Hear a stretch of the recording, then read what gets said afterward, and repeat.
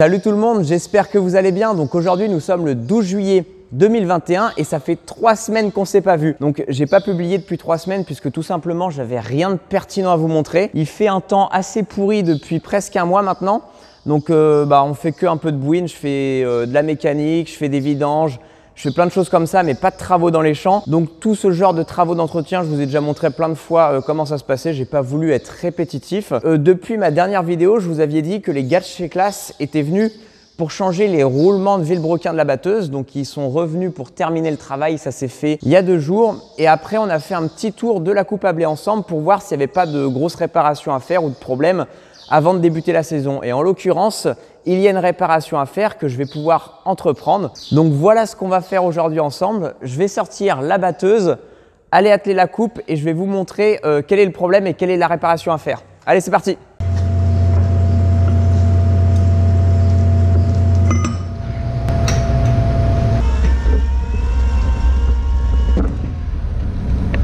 Bon, en fait, je vais vous montrer ce qu'on va faire avant d'atteler la coupe parce que quand ça sera attelé, ça sera pas évident à vous montrer. Donc, je sais pas si on voit bien ici. Donc ici, vous voyez que je peux passer ma main. Normalement, cette tôle, en fait, elle épouse bien celle-là. Elle est bien contre, sauf que là, je peux y passer la main. Et donc, pourquoi cette tôle est devenue bombée et n'épouse plus correctement la tôle du bas? Donc, en fait, il y a plein de marchandises qui s'est coincé entre ces deux tôles, de la terre, de la poussière, des déchets, des débris végétaux, etc. Et du coup, à force de s'accumuler, ça fait que la tôle, elle commence vraiment à s'écarter de plus en plus. Donc après avoir fait le tour avec les gars de chez Claas, ils nous ont dit non, ça vaut mieux que avant la saison, que vous démontiez les tôles, tout nettoyer et remonter correctement. Donc il nous a dit que c'était vraiment pas compliqué à faire, mais par contre c'est fastidieux. Ça va prendre pas mal de temps parce que pour démonter ces tôles, donc c'est les tôles qu'on voit ici, que je touche avec ma main, je sais pas si on voit très bien. Donc pour démonter ces tôles, en fait, il faut desserrer tous les doigts. Et une fois qu'on a desserré tous les doigts, il y a 3 boulons. Sur le dessus, je vous montrerai tout à l'heure quand j'aurai levé les rabatteurs. Donc il y a 3 boulons à retirer et là on pourra soulever les tôles une par une parce que celle-là, elle est prise en sandwich par les 2 autres. En fait, il y a 3 tôles différentes ici. La tôle à gauche et à droite est positionnée par-dessus celle du milieu. Donc il faut d'abord enlever les 2 extrémités pour pouvoir enlever celle du milieu. Donc maintenant, j'attelle la coupe.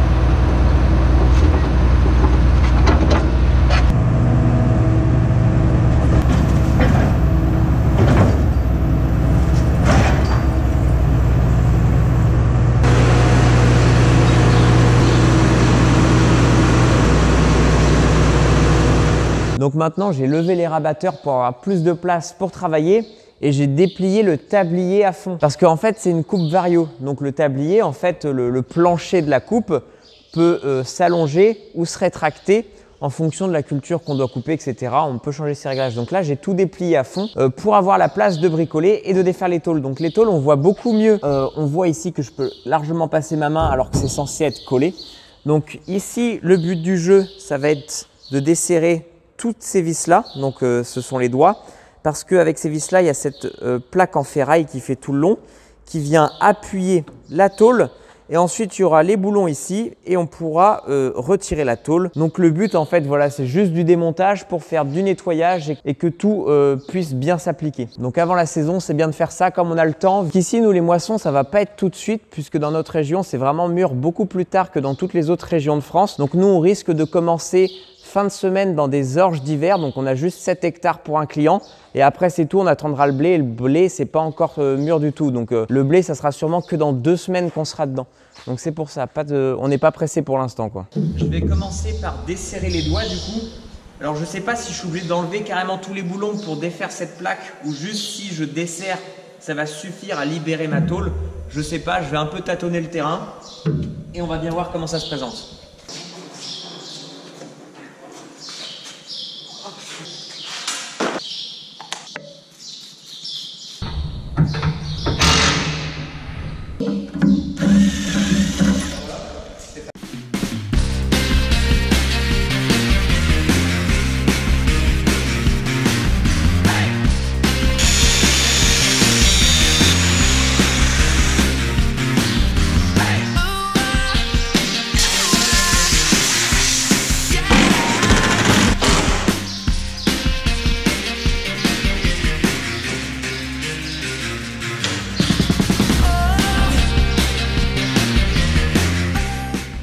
Donc voilà, c'est toute cette merde qui se fout et qui fait que ça bombe les tôles.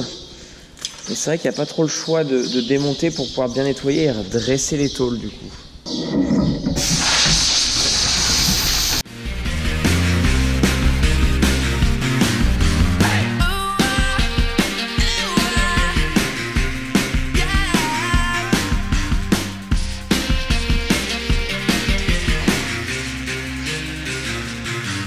Bon voilà, maintenant je vais tout nettoyer avant de regarder si j'ai des tôles à redresser. Et je vais en profiter aussi pour démonter les sabots, parce que vous voyez c'est rempli. Donc les sabots en fait c'est ce qui empêche que la coupe descende plus bas, c'est vraiment le premier contact avec le sol. Et donc forcément ça se remplit plein de merde, alors je vais tout démonter. Donc là j'en profite d'être là à l'atelier, d'avoir un peu tout démonté pour vraiment faire un nettoyage complet et repartir de zéro.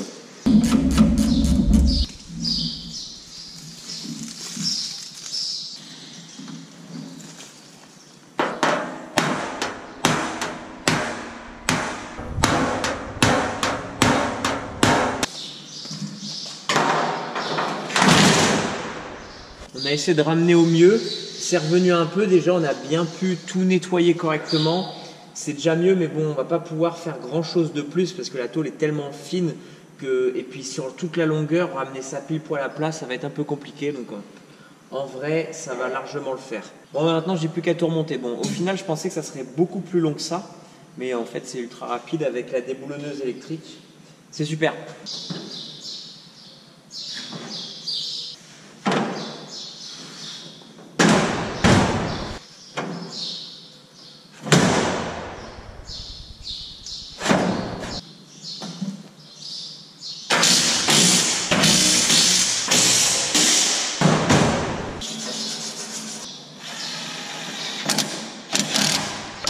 Bon, ça y est, j'ai fini, tout est propre, tout est bien rappliqué, j'ai tout nettoyé, etc. Et j'en ai profité aussi pour changer la plupart des releveurs. Pourquoi? Parce qu'en fait, il y en a beaucoup qui sont très usés. Donc vous voyez ici, en fait, la ferraille est super fine. Pourquoi? Parce que ici, c'est le point de frottement au niveau de la terre. Donc à force de frotter avec la terre, la ferraille finit par s'user et à la fin, c'est tellement fin que tout simplement, ça casse. Le releveur se retrouve dans la coupe, est avalé par la machine et après c'est un véritable bordel. Donc je préfère anticiper et j'ai changé tous ceux dont la ferraille était vraiment très fine. Comme ça, on ne s'embête pas. Maintenant, ce qu'on va faire ensemble, dernière étape et j'ai tout fini, c'est qu'on va vidanger le boîtier hydraulique ici de la poulie qui entraîne la barre de section.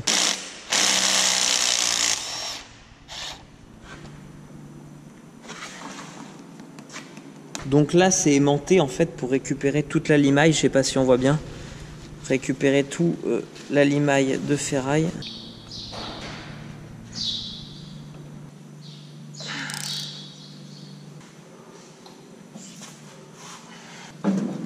Bah merde, j'y arrive pas. Il y a un truc qui bute.